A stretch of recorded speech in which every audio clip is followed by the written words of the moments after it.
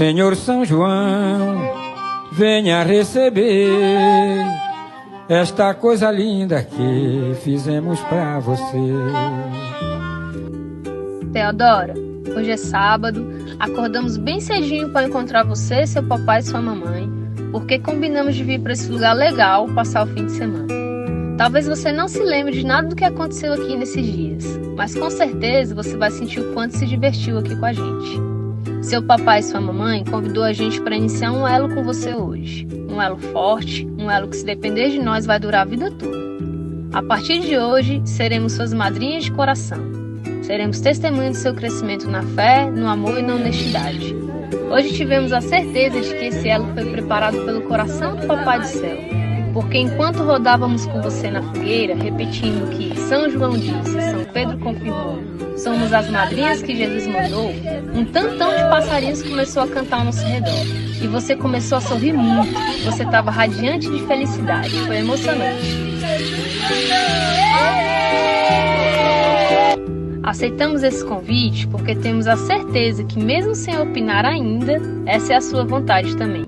A gente sente isso, a gente sente porque quando a gente chega, você espreme os olhinhos e abre um sorriso grandão na nossa direção.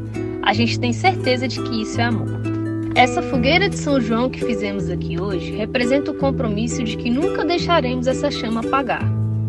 Estaremos sempre prontas para te ajudar no que for preciso, para compartilhar das suas alegrias, suas conquistas e para ser colo quando seu coraçãozinho apertar. Aproveitamos para agradecer ao seu papai e sua mamãe por esse convite, pela honra de sermos suas madrinhas.